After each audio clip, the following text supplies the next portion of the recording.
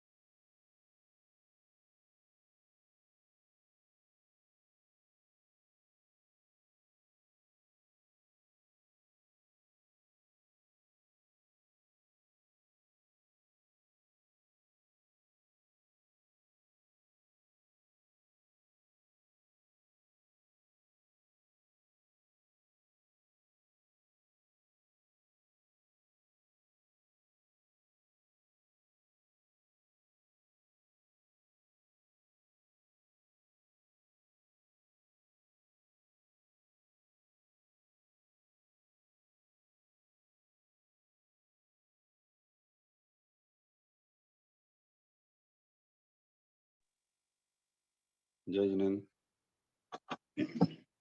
जय Jinendra Saurabh ji.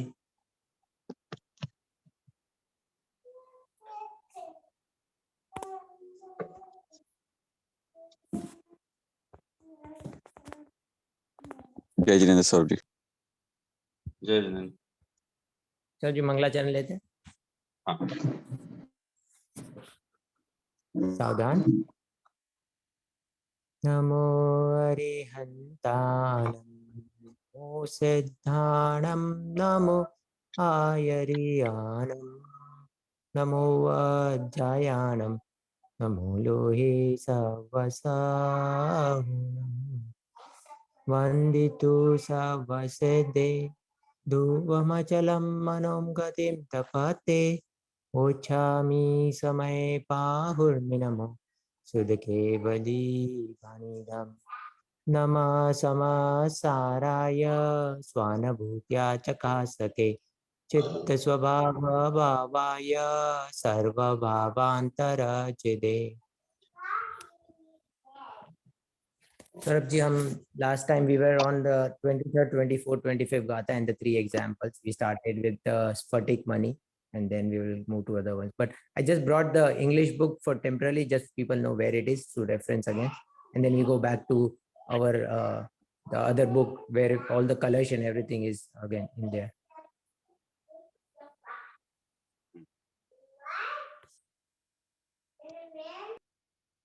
In our class, we are discussing Samayasar written by Acharya Kund Kund. We are discussing on Gatha number 23, 24, and 25. As we know that in previous Gathas, Acharya Kund Kund was narrating that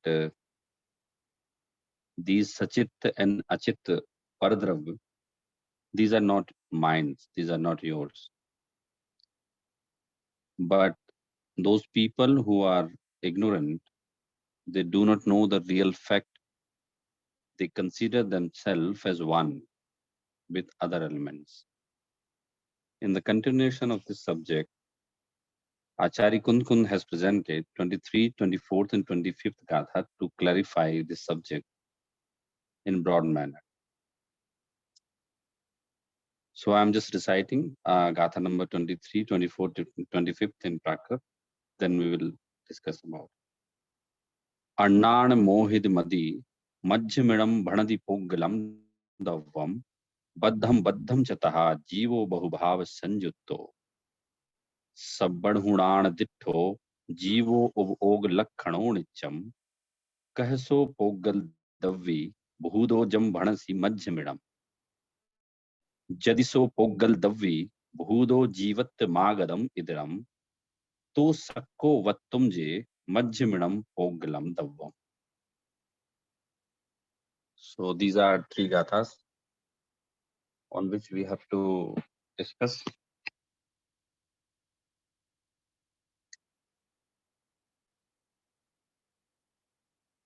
Last time we discussed an example about Sphatik Mani, crystal. वहां ऐसा कह रहे थे कि कुछ विषय को ऐसा बताया गया है जो जीव जिन जीवों की मति अज्ञान से मोहित है और मोह राग द्वेषादि अनेक भावों से युक्त है, वह जीव ऐसा कहता है कि शरीर आदि बद्ध और धन धान्य आदि अबद्ध पुद्गल द्रव्य मेरे. So a person who is ignorant and attached and having attachment and aversion, etc., many feelings like this, that person always says that body and money etc. are mine. तो उसे फिर आचार्य समझा रहे हैं नेक्स्ट गाथा में कि भाई सर्वज्ञ देव ने जो कहा है, देखा है कि भाई जीव का लक्षण क्या है, उपयोग लक्षण है, उपयोग लक्षण वाला जीव है, तो तुम कैसे कह सकते हो कि पुद्गल द्रव्य मेरा. So in one word we can say that the property of jiva dravya is knowledge, उपयोग. Then how can you say that the property, how can you consider yourself that money etc. is your property? The real fact is that उपयोग लक्षण वाला second thing, you are full of knowledge.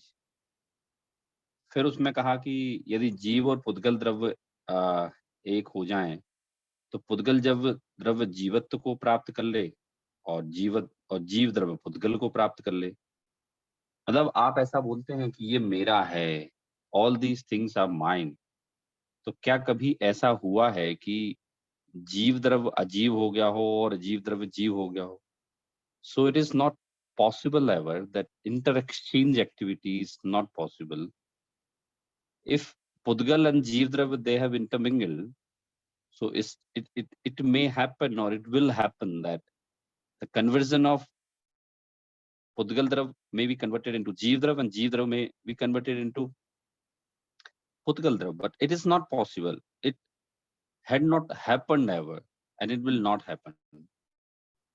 तो आचार्य कह रहे हैं कि भाई अगर ऐसा हो जाए तो आप कह सकते हैं, इसलिए आपका कहना ठीक नहीं है ना? वैसे मैंने बताया कि जो पुरानी हमारी 3 गाथाएँ थीं, उन गाथाओं को एग्ज़ाम्पल के द्वारा यहाँ समझा रहे हैं।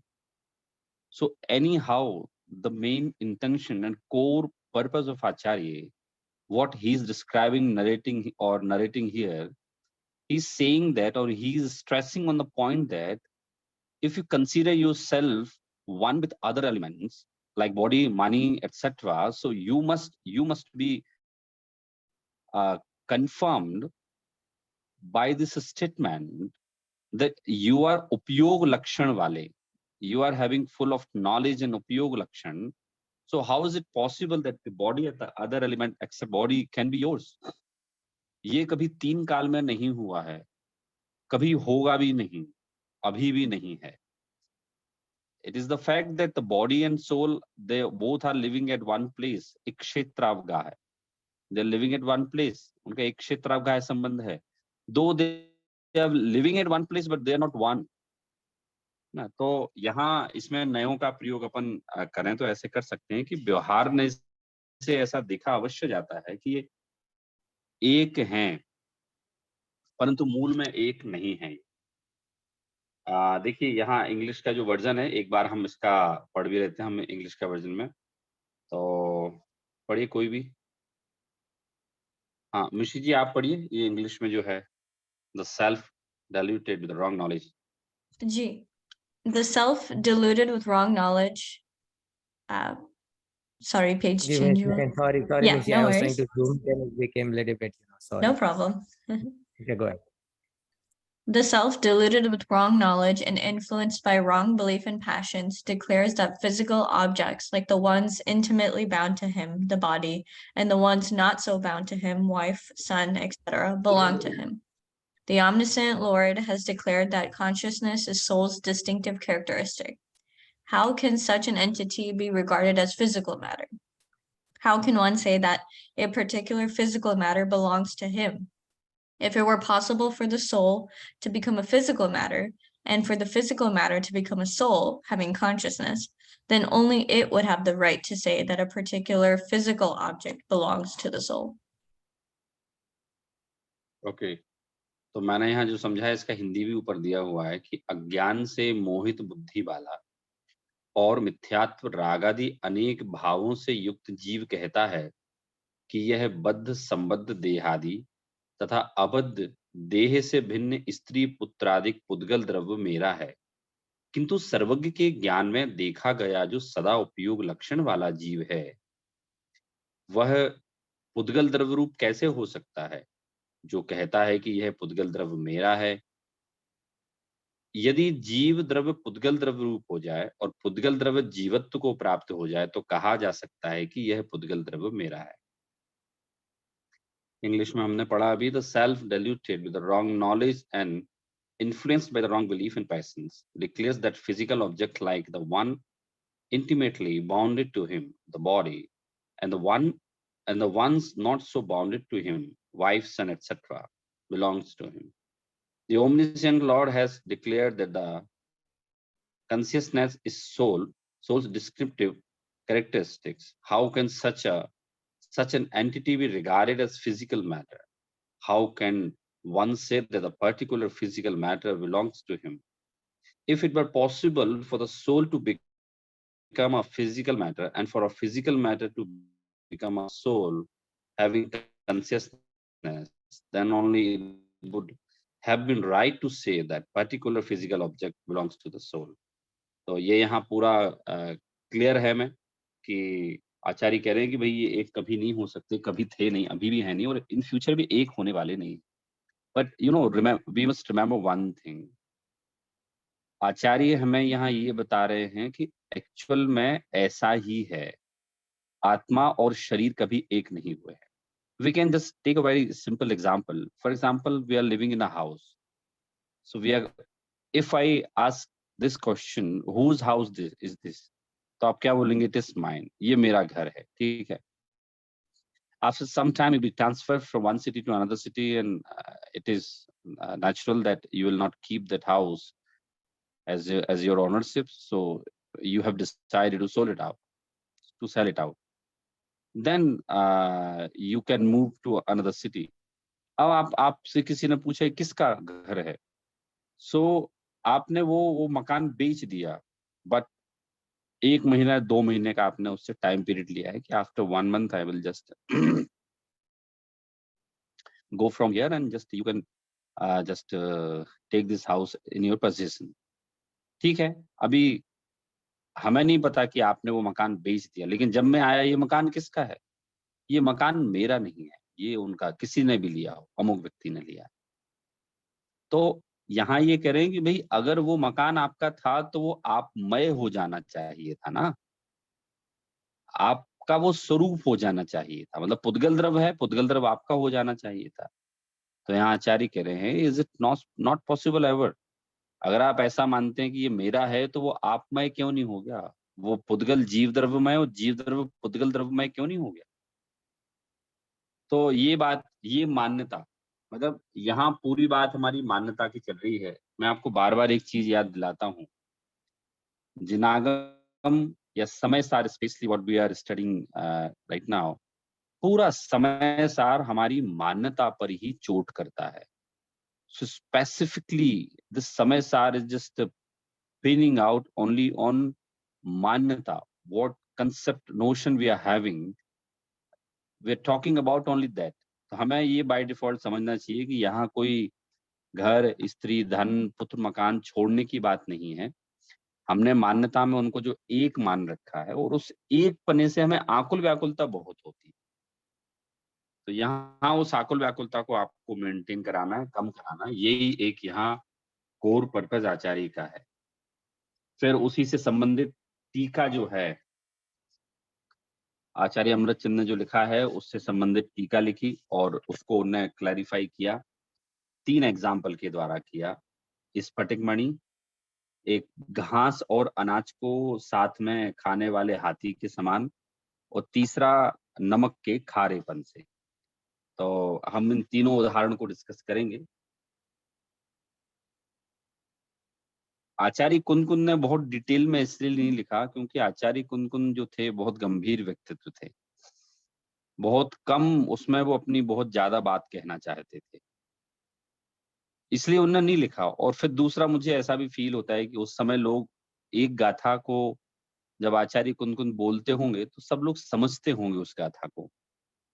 उस समय ऐसा रहा होगा कि लोग बहुत इंटेलिजेंट रहे होंगे, स्वाध्यायी रहे होंगे, तो आचार्य ने एक गाथा बोली और उस गाथा का अर्थ उनको इंस्टेंटली क्लिक हो गया।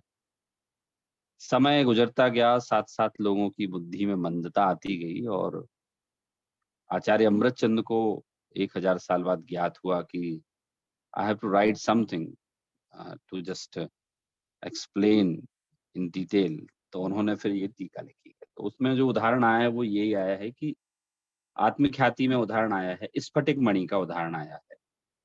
अब स्फटिक मणि का उदाहरण जो है वो कैसा कहते हैं, उसका हिंदी मैं पढ़ता हूँ।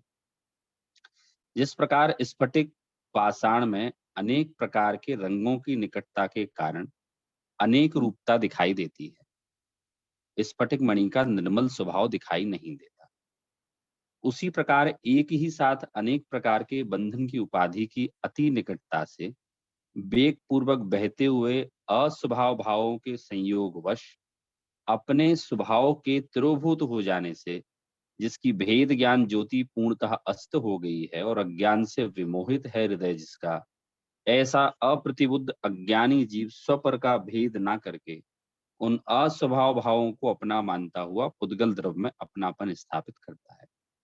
ये उदाहरण दिया उनने, आचार्य ने ये वाला उदाहरण दिया, स्फटिक मणि का उदाहरण यहाँ दिया है कि किस तरह से स्फटिक मणि जो है, स्फटिक मणि पर नीचे कोई रंग लगा दिया जाए। आप लोगों ने भी देखी होगी, जनरली इंडिया में भगवान की मूर्तियां बनाई जाती हैं स्फटिक मणि, तो उसमें जब नीचे कुछ लगा दिया जाता है तो उसमें निर्मल स्वभाव दिखाई नहीं देता, और उसके कारण ऐसा लगता है कि ये इसी कलर की है, जो स्फटिक मणि है वो इसी कलर की है वो। तो यहाँ लिखा है उसका निर्मल स्वभाव दिखाई नहीं देता। वैसे ही इस आत्मा के साथ बहुत सारे बंधन हैं, जिसे यहाँ कहा है उपाधि है। फॉर एग्जाम्पल, किसी ने हमसे पूछा हु आर यू, तो हमने कहा मैं मनुष्य हूँ। मनुष्य ये उपाधि है, उपाधि मीन्स टाइटल।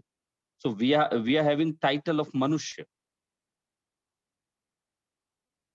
नाम भी बताते हैं हम अपना, व्हाट इज योर नेम, तो हम अपना अपना नाम बताते हैं। तो हमें क्या होता है, हमें ऐसा लगता है what we actually feel that I am not soul, I am body, my name is Saurabh, I am living in India, I am doing this work, I am having my home, I am having property. So जब हम किसी से किसी का परिचय पूछते हैं या कोई हमें अपना परिचय बताता है, तो यही पहचान बताई जाती है। आप कहाँ रहते हैं, आपका नाम क्या है, आपके माता पिता का नाम क्या है, आपके पास क्या क्या है। तो यूजुअली जब हम कोई सा भी फॉर्म भरते हैं, वीजा प्रोसेस के लिए भरते हैं या कहीं एडमिशन के लिए भरते हैं, तो सब जगह की इंफॉर्मेशन सेम है। मतलब आप इन्वेस्टमेंट करें, पढ़ाई करें, वीजा का फॉर्म भरें, कुछ भी करें, सबकी इंफॉर्मेशन सेम है। नाम पूछते हैं आपका, डेट ऑफ बर्थ पूछते हैं, माता पिता का नाम पूछते हैं, एड्रेस पूछते हैं, ये कॉमन। मतलब वो हमें दुनिया को ये बताना पड़ता है हमारी ये पहचान है, हमारी, हम इस नाम से पहचाने जाएं। हमें ये अमुक दो व्यक्तियों ने, एक माता ने एक पिता ने संयुक्त रूप से हमें जन्म दिया है, इसलिए उनका नाम भी सदैव लिया जाए। इस तरह से यहाँ ये कह रहे हैं कि हम आत्मा हैं, हम इस चक्कर में भूल ही जाते हैं। जिस तरह से स्फटिक मणि में कोई दाग लगा देने से वो स्फटिक मणि की निर्मलता दिखाई नहीं देती। अज्ञानी लोग उस स्फटिक मणि को उस ही कलर का मानते हैं। So the ignorant people considered that crystal is not having original color, but what color? But that sphatic mani is in contact with the black color. So that ignorant people, they consider that this is black color. तो यहाँ आचार्य कह रहे हैं कि भाई आपने ऐसे ही आत्मा के साथ कर्मों का संबंध है, शरीर का संबंध है, तो हमें सदैव कैसा लगता है कि भाई आत्मा तो कर्मों वाली है ना, आत्मा तो शरीर वाली है। तो यहाँ कहा कि भाई यहाँ आत्म स्वभाव का तो आपने तिरोभूत कर दिया, तिरोभूत मतलब अभाव कर दिया, और जो आत्मा के स्वभाव नहीं है उनका आविर्भाव कर दिया, मतलब आपने उनको अपना लिया, उनको देखते हैं। तो वो कह रहे हैं वो अज्ञानी है, मोह से मूढ़ है, जो ऐसा मानता है ना कि वो स्फटिक मणि काले रंग की है, वो स्फटिक मणि का स्वभाव नहीं जानता। इसे हम संयोग संबंध भी बोल सकते हैं, है ना। संयोग संबंध इट मीन्स कि दो चीजें हमें एक साथ दिखाई दें और वो एक हम उनको माने, तो उससे हम बोलते हैं संयोग संबंध, कि भाई वो संयोग संबंध है।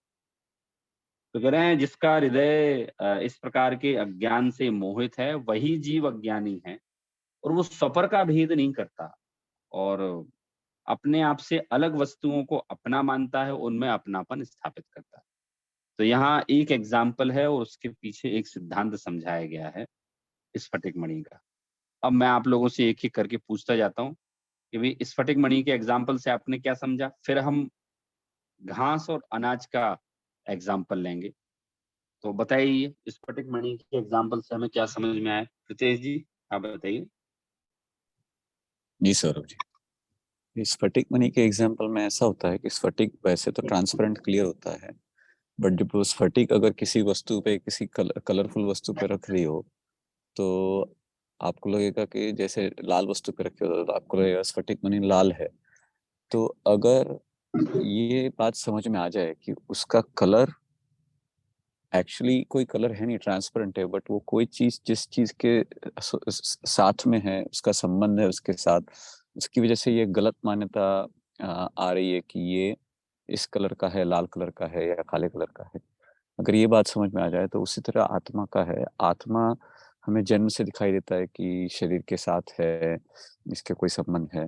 तो ऐसा लगता है कि आत्मा इससे जो हम हैं वो इसके बने हुए या तो इससे इसके है, पुद्गल के है। बट सच्ची में समझा जाए तो आत्मा द्रव्य अलग है, पुद्गल द्रव्य अलग है। और ये तो सिर्फ एक क्षेत्र अवगा है, एक जगह पे दोनों साथ में होते हैं बट दोनों भिन्न भिन्न है। और सिर्फ आत्मा ही हम हैं और पुद्गल पर है। ये समझाना चाहते हैं।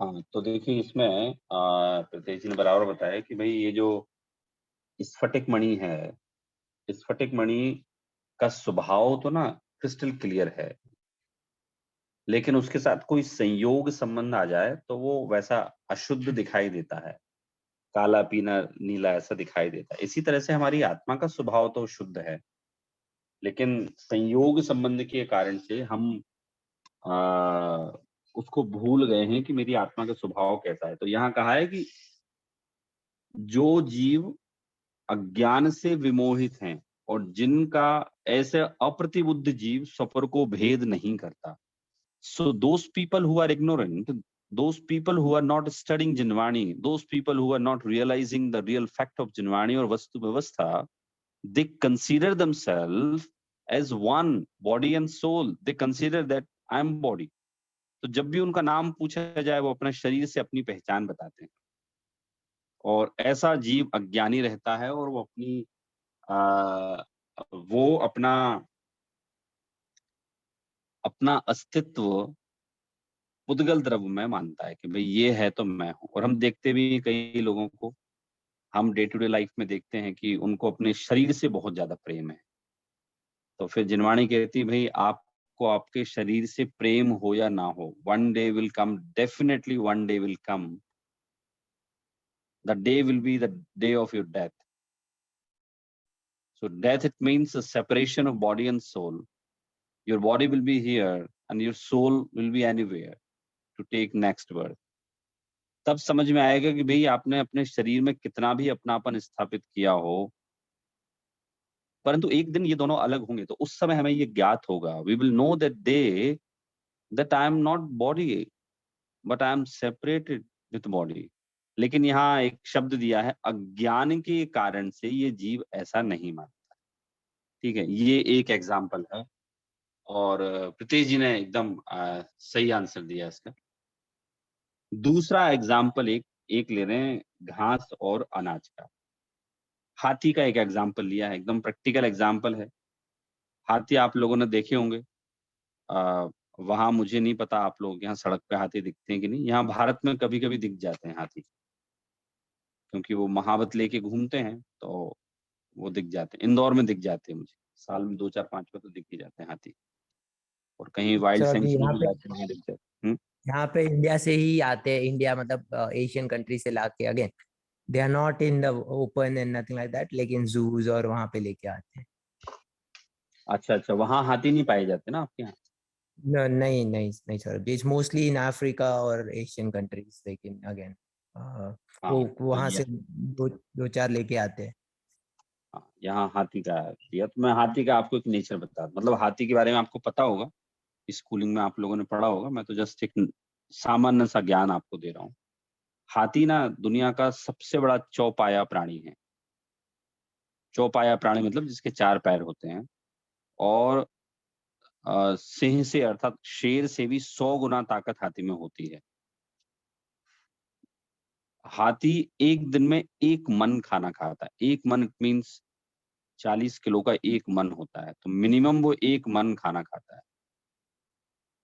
और उसके शरीर में ताकत इतनी होती है कि शेर चूंकि उसको छल से मारता है, उसके ऊपर जो सर होता है उसका जो बोलते हैं मर्म स्थल बोलते हैं, उसका वो भाग कमजोर होता है, तो शेर को वो बात पता होती है, शेर उसी स्थान को अपने पंजों से हानि पहुंचाता है, तो हाथी मर जाता है। नहीं तो हाथी को हराना किसी भी जानवर के लिए असंभव है, कोई भी नहीं हरा सकता, क्योंकि उसके शरीर में पावर ही इतनी होती है।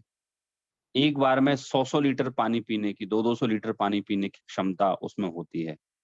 एक बार में वो 150 गन्ने खा जाए, खड़े-खड़े 150 गन्ने खा जाता है वो, है ना? तो इस और अगर उसे रखा जाए, अनाज के खेत में घुसा दिया जाए, तो पूरी फसल साफ कर जाए वो। हाथियों का झुंड पूरे के पूरे जंगल खा लेता है। कहने का मतलब है कि हाथी जो है बहुत पावरफुल प्राणी है और शाकाहारी है ना? इतना पावरफुल है और शाकाहारी है। तो हमारे ग्रंथों में हाथी का उदाहरण कई जगह आया है। सिंह का आया पराक्रम में और हाथी का भी आया है कि भई बलशाली हो तो कैसा हो, हाथी जैसा हो। यहाँ भी सर जी दूसरा एक एग्ज़ाम्पल प्रश्न ऐसा होता है, सर जी एक प्रश्न सिर्फ again while we are talking about, थोड़ा कर्णानुयोग से सोचते हैं, तो जब हम कहते हैं ना कि जो क्रूर पशु होते हैं, क्रूर in the sense tiger, lion, वो पर्याय मतलब बहुत ही खराब परिणाम से होती है या कषाय वालों की होती, मतलब ऐसे कि तो उसमें हाथी को हम मतलब तिर्यंश में ही गिनेंगे, तिर्यंश में, लेकिन उसमें ऐसा ऐसा डिफरेंस गिने अगर दोनों में, तो कुछ ऐसा अलग होगा कि कोई हाथी बनता है और कोई शेर बनता है, ऐसा कुछ कहीं पे लिखा गया है क्या? नहीं देखिए मतलब ऐसे देखें तो दोनों पर्याय त्रियंच की पर्याय हैं, ठीक है? अब ये बात बड़ी कॉमन है, आप लोग जानते भी हैं, हम लोगों ने कई बार डिस्कस भी किया है कि कोई ऐसा बोले कि सर अगर शेर वेजिटेरियन हो जाए तो नहीं हो सकता क्या? और हाथी नॉन वेजिटेरियन हो जाए तो नहीं हो सकता क्या? तो पता है हर एक प्राणी की प्रकृति ने, नाम कर्म ने एक अपनी-अपनी संरचना बनाई है। हाथी की संरचना शाकाहारी बनाई है, शेर की संरचना मांसाहारी बनाई है। अब रही कि कौन शेर बनेगा, कौन हाथी बनेगा, तो जिसको त्रियंच पर्याय का बंध हो गया, तो त्रियंच पर्याय का बंध हो गया, वो हाथी बने या शेर बने, उससे क्या फ़र्क पड़ता है? वो दोनों हैं त्रियंच पर्याय में। शेर अवश्य क्रूर परिणाम रहते हैं, प्राणियों को मारकर खाने के परिणाम रहते हैं, तो वो नरक में जाता है वो, ठीक है? हाथी अपने परिणामों के अनुसार कहीं भी जा सकता है। तो कौन क्या बनेगा त्रियंच गति में जाके, वो ऐसा कुछ नियम नहीं है, उसको जिस आयु का बंधन हो जाए। और पर्याय में, उस पर्याय में हम ये नहीं बोल सकते ऐसा क्यों ये करते हैं, भई उस पर्याय का ऐसा ही स्वभाव है। स्त्री पर्याय का स्वभाव अलग है, पुरुष पर्याय का स्वभाव अलग है, त्रियंच का अलग है, तो प्रत्येक पर्याय का अपना-अपना स्वभाव है। मतलब कोई ऐसा बोले कि सौरभ जी हाथी को कम खाने से काम नहीं चल सकता क्या? नहीं चलेगा ना भाई, उस पर्याय में उसको उतना बड़ा शरीर मिला है, तो उसको चलाने के लिए उसे खाना तो पड़ेगा ना उसको। अगर वो नहीं खाएगा तो वो चल ही नहीं पाएगा। तो ऐसा कुंदन जी कोई रूल नहीं है कि वो क्या बनेगा, और मेरे पढ़ने सर में जी भी सर, हुँ, हुँ। सर जी बहुत अच्छे से समझा, लेकिन मैंने अभी आपने जो कहा ना कि शेर नियम से मतलब अनलेस एक्सेप्शन हो वो नरक जाएगा, हाथी को एक ऑप्शन है, तो वो एक बात अच्छी समझने को भी आती है, राइट? कि अगर कोई हिंसा भी ज्यादा करता है या उसके कषाय बहुत होती है, तो उसमें उसकी नेक्स्ट गति बहुत ही मतलब और भी नीचे होगी, राइट? तो वो एक मतलब अगेन अनलेस एक्सेप्शन हो, जैसे बहुत पुरुषार्थ करके कोई मतलब कुछ अच्छा परिणाम हो जाए, जैसे कोई क्रूर प्राणी हो, they can still improve their life and go into a better gati, but otherwise you are still going other way around, तिर्यंत से अच्छी गति मिलने के बदले नरक में जाना पड़ेगा। हाँ, वो तो बराबर है। देखिए एक बार हम मनुष्य गति से छूट गए। मनुष्य गति से छूटने के बाद आप कहाँ जाएँगे, ये तो बड़ा सस्पिशियस मैटर है और थोड़ा-सा डरने वाली बात भी है, क्योंकि त्रियंच गति में जाने के बाद वहाँ के कुचक्र से निकलना बड़ा मुश्किल काम है। तो इस बात पे तो हमारी ऑलवेज़ चर्चा होती है और मैं आप लोगों को ये बताता भी हूँ कि हाउ लकी वी आर। हम कितने अ, सौभाग्यशाली हैं कि हम मनुष्य हैं, मनुष्य होने के साथ-साथ हम अ, जैन हैं, जनागम पढ़ रहे हैं। तो वो तो एक बार तिरंज गति में चला जाए तो वो तो बड़ा मुश्किल है। देखिए हर हर एक पर्याय की, मैंने बोला ना, हर एक पर्याय की एक अलग योग्यता होती है, उसमें किसी को पछतावा नहीं होना चाहिए। मैं ऑलवेज़ जैसे यहाँ यहाँ क्लास पढ़ाता हूँ, क्योंकि वेस्टर्न वर्ल्ड में वो चीज़ एक्सेप्टेबल नहीं है या भारत में भी वो एक्सेप्टेबल नहीं है। वही लोग कहते हैं ना, स्त्री-पुरुष को समान अधिकार होना चाहिए। तो मैं बोलता हूँ आप जनागम तो पढ़ो एक बार, भई स्त्री-पुरुष के समान अधिकार हैं जनागम में। स्त्री पर्याय के अधिकार स्त्री पर्याय के अधिकार पूरे स्त्रियों को हैं, पुरुष पर्याय के अधिकार पूरे पुरुष को हैं। लेकिन अभी क्या हो रहा है, भई ये आप लोग अगर हिस्ट्री पढ़ेंगे, तो आपको पता चलेगा 100 150 साल पहले यूरोप में ये क्रांति उठी थी, ये वाली। अब वो जो क्रांति उठी थी ना, उससे यूरोप ही पूरा कोलैप्स हो गया। कि वहाँ क्रांति उठी थी कि भई महिलाओं को घर से बाहर निकलना चाहिए और जॉब करना चाहिए और पुरुषों के कंधे से कंधा मिलाकर चलना चाहिए और पुरुषों से कोई कम नहीं है। तो वो उस चक्कर में क्या हुआ कि उनका पूरा सोशल सिस्टम जो है ना, वो ध्वस्त हो गया पूरा उनका। तो मैं सबको यहाँ क्या समझाता हूँ कि भई स्त्री-पुरुष के समान अधिकारों की बात करो आप, लेकिन पहले ये तो देखो कि स्त्री पर्याय में क्या अधिकार हैं, पुरुष पर्याय में क्या अधिकार है, ठीक है? और जो हमारा सबका एक्सपीरियंस है, मैं स्पेशली जैन समाज की बोलता हूँ कि जैन समाज में जिस सम्मान से स्त्री को देखा जाता है और जितना सम्मान स्त्रियों को दिया जाता है, वो नहीं दिया जाता कहीं। अब एक्सेप्शनल कहीं-कहीं स्त्रियों पे अत्याचार होता होगा, उसके लिए आपने पूरे वर्ल्ड का ही सिस्टम ही चेंज कर दिया। वो सिस्टम चेंज करने से वो स्त्रियों के मन में बिठा दिया गया। अब यहाँ कई सारे माता-पिता हैं, मैं उनको बोलता हूँ कि भई आप अपनी लड़की को लड़की की तरह पालो। अब वो उन्हें लड़के की तरह पाल रहे हैं। तो मैं जाती हुई नहीं बोलते, मैं जाता हूँ। उसको कपड़े वैसे पहनाएँगे, उसको बुलेट चलाना सिखाएँगे। मैं कहता हूँ सिखाओ लेकिन आप उसे वो स्त्री पर्याय है, उसे वो तो फ़ील कराओ आप उसे। उस पर्याय की अपनी मर्यादाएँ हैं, उस पर्याय की अपनी योग्यताएँ हैं, विशेषताएँ हैं इवन। अविशेषताएँ सबको मालूम है, लेकिन उस पर्याय की अपनी विशेषताएँ हैं। उसे उसे समझाओ, लेकिन अब नहीं सुनते आजकल। तो ऐसे ही क्या होता है कुंदन जी कि प्रत्येक पर्याय की अपनी एक योग्यता होती है। शेर क्यों मांस खाता है, वो उसकी पर्याय की योग्यता है, कुछ नहीं कर सकते आप। हाथी क्यों 40 मन खाता है, आपने बताया, वो सब उस पर्याय की योग्यता है, हम कुछ नहीं कर सकते उसमें।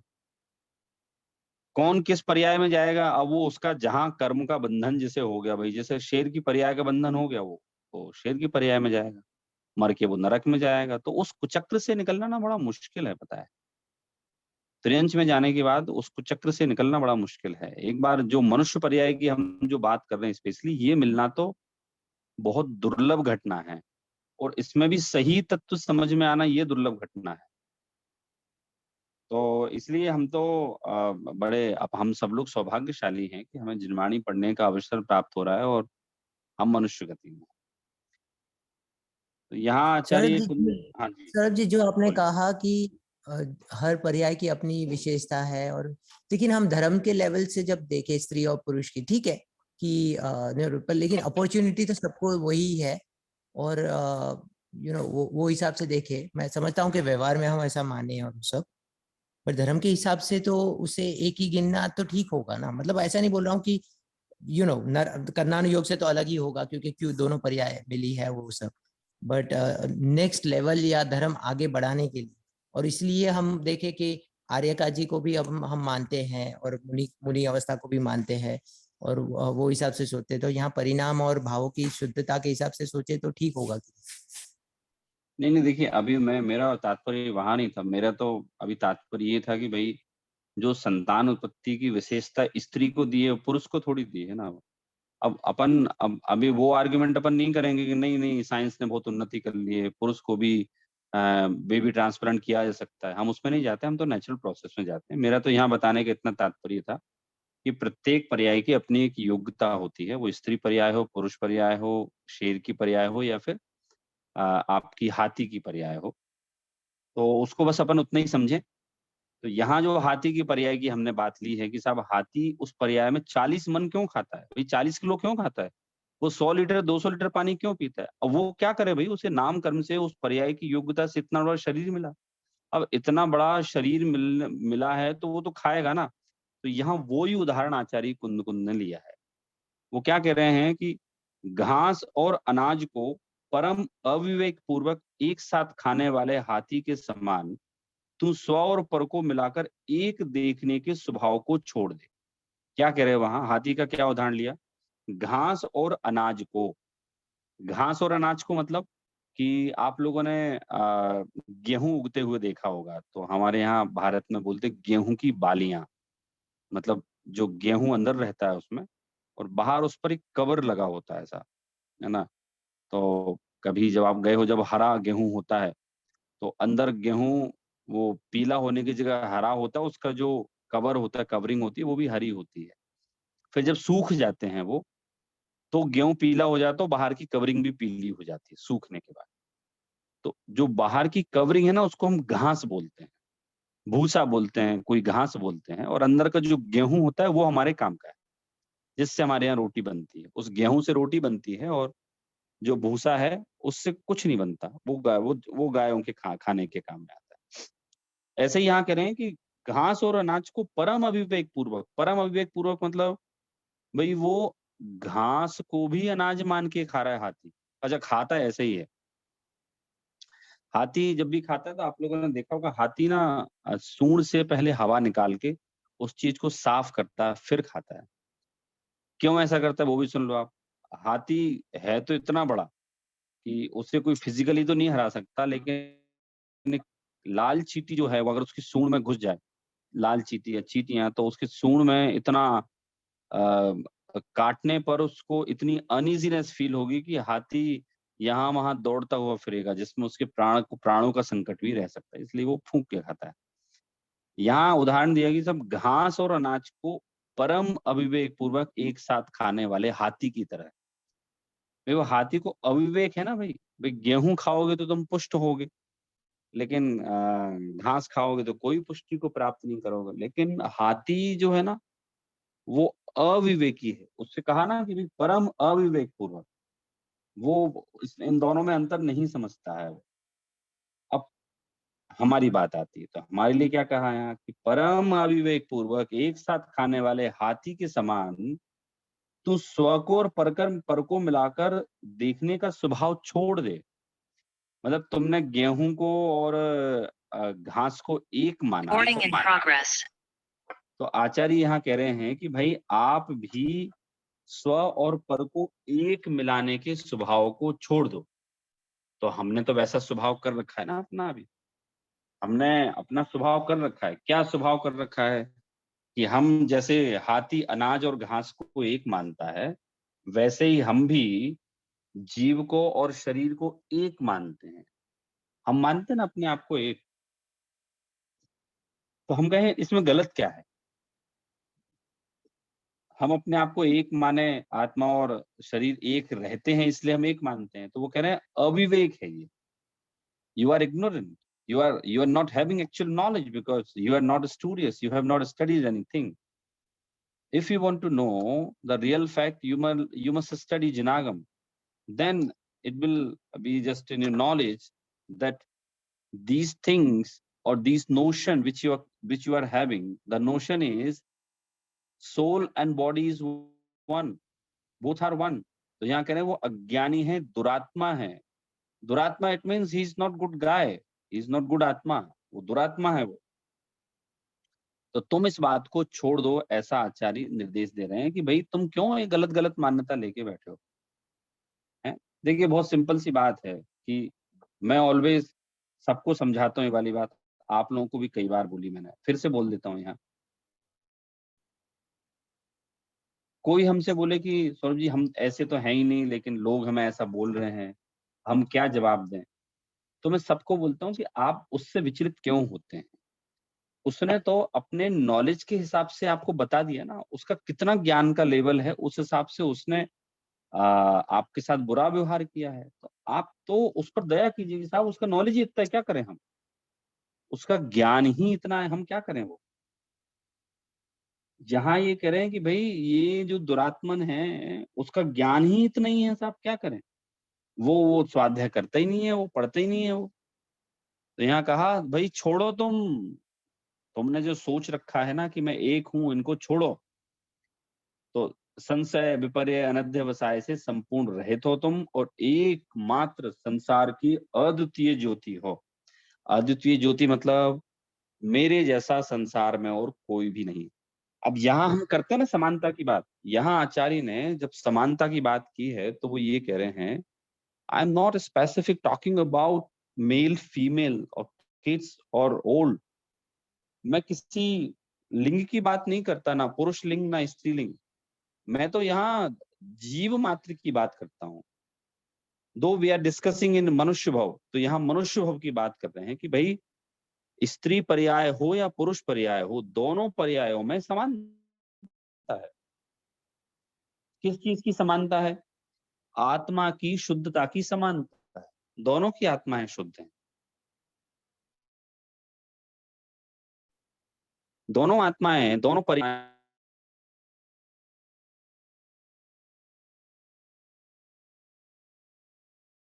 अगर संशय विपर्य और अनध्यवसाय छोड़ेंगे तो मात्र विश्व, ये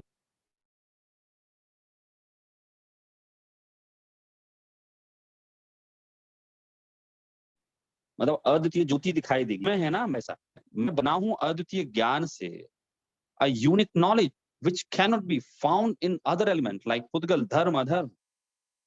जीव द्रव्य is made of ज्ञान only, ज्ञान से बना हुआ है जीव द्रव्य, और मैं ऐसा अद्वितीय हूं, ऐसा आप जानो। तो सर्वज्ञ के ज्ञान में ऐसा देखा गया है, ऐसा आचार्य अमृतचंद यहाँ लिखते हैं, ये मैं नहीं बोल रहा हूं, सर्वज्ञ के ज्ञान में ही ऐसा लिखा है कि ये जो ज्ञान ज्योति वाला जीव है ना, ये अलग है। तो सर्वज्ञ के ज्ञान में कहा गया कि ये जो नित्य उपयोग लक्षण वाला जीव द्रव्य है, पुद्गल कैसे हो सकता है जो तू कहेगा कि ये पुद्गल द्रव्य मेरा है। इस तरह से दो उदाहरण हुए हमारे। पहला उदाहरण हुआ स्फटिक मणि का, दूसरा हुआ घास और अनाज का। तो बताइए आप लोग, घास और अनाज का क्या समझ में आया? बताइए कुंजन जी, आप बताइए। सौरभ जी, यहाँ पे घास और गेहूं के उदाहरण से ये बताया गया कि जब हाथी उन दोनों में अंतर न करके अविवेकपूर्ण मतलब दोनों को जैसे मानता है, मतलब दोनों को पौष्टिक मानता है, जो हेल्थी मानता है, उसी प्रकार हम मनुष्य जीव को और शरीर को, बॉडी को साथ में या कर्म को भी गिन के, सब कुछ साथ में गिन के पुरुषार्थ न कर आत्मा का मतलब जो कल्याण करना है और सच्ची आत्मा को समझकर उसका उपयोग वाला जो लक्षण है, और ज्ञान चेतना को न समझकर बाकी चीजों में लग जाता है और दोनों को एक रूप मानता है। उस मान्यता को तोड़ने, मतलब समझाने के लिए ये एग्जाम्पल दिया गया। बहुत बढ़िया। फिर यहाँ आगे की बात कर रहे हैं, मतलब ऐसा यहाँ संस्कृत में लिखा हुआ है, तथा ही यथा क्षार लक्षणत्वम। अब यहाँ से वो नमक की बात करते हैं। नमक खाते हैं ना अपन, सब लोग नमक खाते हैं, इवन भारतीय ज्यादा खाते हैं नमक। वो हमें बचपन से ही नमक खाना सिखाया जाता है, तो नमक से हम बड़े फैमिलियर हैं, रोज खाते हैं। बिना नमक के तो हम खाना खा ही नहीं सकते। तो यहाँ कह रहे हैं कि भाई यदि किसी प्रकार जीव द्रव्य पुद्गल द्रव्य रूप हो जाए और पुद्गल द्रव्य जीव द्रव्य रूप हो जाए, तभी नमक के पानी के अनुभव की भांति तेरी यह अनुभूति ठीक हो सकती है कि पुद्गल द्रव्य मेरा है, किंतु ऐसा तो किसी भी प्रकार बनता नहीं। नमक का पानी अर्थात कि नमक की जो डली होती है ना, अगर आप उसे पानी में डाल देंगे तो वो डली घुल जाएगी, ठीक है। तो वो जो नमक का पानी है ना, वो उसमें नमक है, नमक की अपनी सत्ता है उसमें। तो यहाँ कह रहे हैं कि साहब यदि जीव द्रव्य पुद्गल द्रव्य में हो जाए, पुद्गल द्रव्य जीव रूप हो जाए, तो नमक के पानी के अनुभव की भांति तेरी अनुभूति ठीक हो सकती है। अब नमक के पानी में ये समझ लो कि नमक पानी में नहीं भी गलाए ना, तो अगर उसे धूप में रख दें हम, तो पिघल जाता है, वो नमक पानी बन जाता है। मतलब एक कटोरी में आप अगर नमक की डली रखें, देखिए आप लोगों ने खड़ी नमक की डली देखी आप लोगों ने? कितने साल पहले देखी थी खड़ी नमक की डली? सौरभ जी नाउअडेज यहाँ पे बहुत ही मतलब थोड़ा ये हो गया है, तो आजकल वो लोग स्टोन बोलते हैं या बड़ा स्टोन मिलने लगा है दोनों का। अगेन जो सी सॉल्ट है जो अपन खाना नहीं चाहिए, सी सॉल्ट है, और सेम टाइम जो अपना पत्थर मतलब गिनते हैं जो सैंधा नमक, नॉर्मली हाँ सैंधव नमक बोलते हैं उसको, सैंधा नमक बोलते सेंधा हैं। नमक। अच्छा तो मिलता है उधर, आपके यहाँ मिलता है सैंधा नमक? हाँ sir, Saurabh ji everything it's again वो पहाड़ जो पाकिस्तान से सब वहां से इंपोर्ट होके आता है, और स्पेशली ह्यूस्टन में तो मिल ही जाता है। बाकी जगह भी आजकल बहुत ही थोड़ा हिमालयन सॉल्ट बोल के वो लोग उसको प्रमोट करते हैं, तो बहुत ही आजकल उसको हेल्दी मानने लगे हैं, which is again not the right case, but ठीक है कि again compare to sea salt at least. और अपने जैन के हिसाब से तो माने के सी सॉल्ट तो खाना ही नहीं चाहिए, तो वो थोड़ा अगेन अपने आप वालों को समझ जाए तो अच्छा। बुरा रहता है। हम लोग, हमारे घर पे मतलब वही आता है, तो हमारे यहाँ तो क्या पापा 2-4 महीने में एक बार ले आते हैं, बड़ा सा वो सेंधा नमक का बड़ी डली ले आते हैं, फिर उसको छोटे छोटे टुकड़े करके फिर उसको पीसते हैं। तो पीसते कोई 6 महीने के लिए नहीं है, वो 10-15 दिन चल जाए इतने ही पीसते हैं, 15 दिन 1 राइट। महीने चल जाए इतने ही पीसते हैं।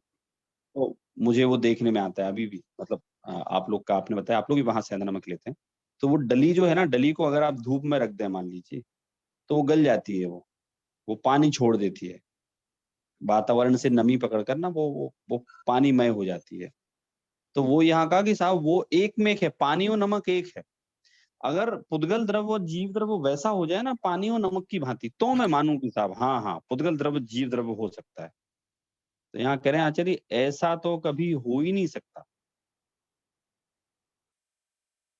ऐसा कभी नहीं हो सकता। कैसा कभी नहीं हो सकता? कि जीव द्रव्य पुद्गल द्रव्य रूप नहीं हो सकता, पुद्गल द्रव्य जीव द्रव्य रूप नहीं हो सकता। लेकिन ये मान्यता कैसा है कि दोनों एक हैं। तो बोले तुम्हारी मान्यता ही सही नहीं है। यहाँ कहा है अप्रतिबुद्ध है। अप्रतिबुद्ध जो शब्द है ना, आप लोग इसको नोट करके रखिए या याद कर लीजिए। What is अप्रतिबुद्ध? अप्रतिबुद्ध मतलब अज्ञानी, और प्रतिबुद्ध मतलब ज्ञानी। तो इस नमक के उदाहरण को और अधिक स्पष्ट करते हुए आचार्य ऐसा बोल रहे हैं कि अब इसी बात को और अधिक स्पष्ट करते हैं। जिस प्रकार खारापन है लक्षण जिसका, ऐसा नमक पानी रूप होता दिखाई देता है, और प्रवाहीपन है लक्षण जिसका, ऐसा पानी नमक रूप होता दिखाई देता है। क्योंकि खारेपन और प्रवाहीपन के एक साथ रहने में कोई विरोध नहीं है, कोई बाधा नहीं है, किंतु नित्य उपयोग लक्षण वाला जीव द्रव्य पुद्गल द्रव्य रूप होता हुआ दिखाई नहीं देता, और अनुपयोग लक्षण वाला पुद्गल द्रव्य जीव द्रव्य रूप होता हुआ दिखाई नहीं देता। क्योंकि प्रकाश और अंधकार की भांति उपयोग और अनुपयोग का एक ही साथ रहने में विरोध है। इस कारण से जड़ और चेतन कभी एक नहीं हो सकते। अंधकार प्रकाश का उदाहरण लिया कि साहब अंधकार और प्रकाश 3 काल में एक साथ नहीं रह सकते। यदि अंधकार है तो प्रकाश नहीं होगा, और प्रकाश है तो अंधकार नहीं होगा। तो वो विरोध है ये, अंधकार और प्रकाश के एक साथ रहने में विरोध है। तो यहाँ भी कह रहे हैं जड़ और चेतन कभी एक नहीं हो सकते। तो खारेपन का जो लक्षण है उसका जो एग्जाम्पल यहाँ बताया है कि जिस तरह से खारापन है लक्षण जिसका, ऐसा नमक पानी रूप होता दिखाई देता है। मतलब दोनों यहाँ स्पष्ट नहीं लिखा कि वो धूप से पिघले या पानी डालें अपन।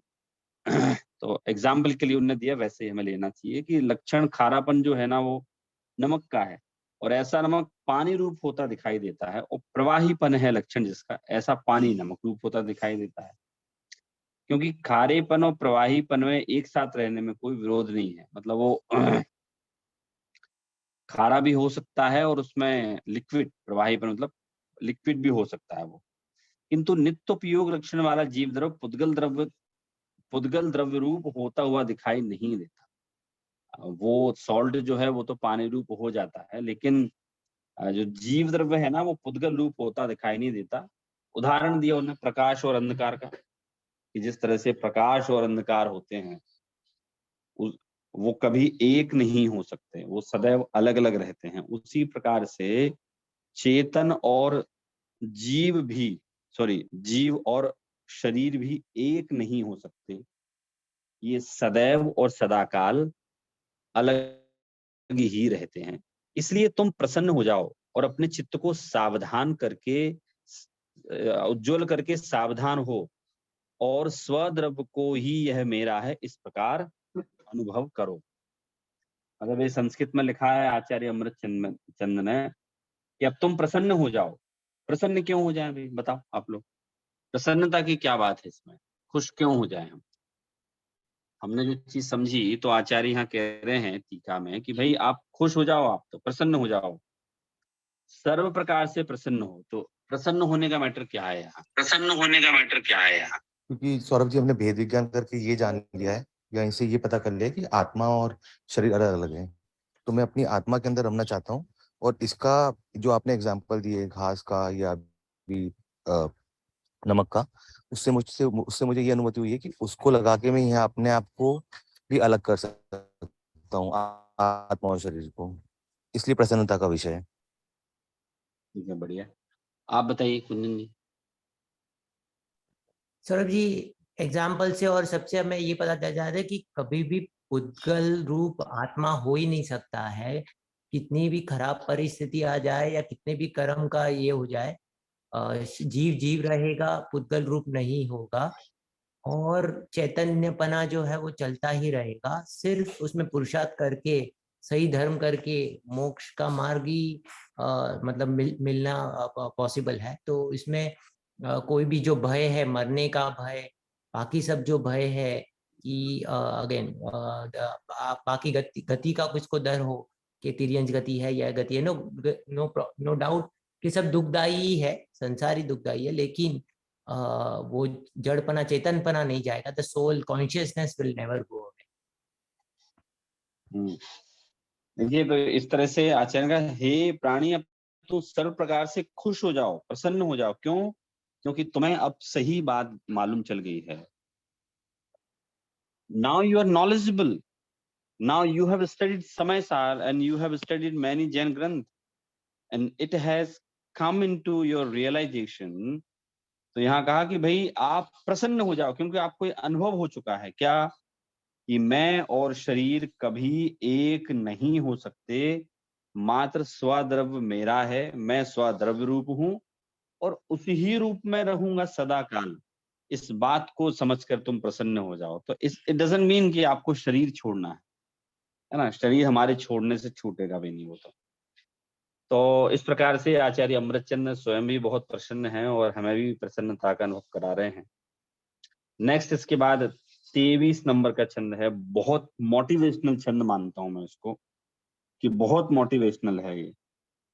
तो अयि कथमपि मृत्वा बहुत फेमस छंद भी है, लेकिन मैं मानता हूँ बहुत मोटिवेशनल है। इसमें क्या मोटिवेशन है, क्या बताने वाले हैं आचार्य अमृतचंद, वो हम अगली कक्षा में समझेंगे। अभी किसी को कोई डाउट हो तो बताइए।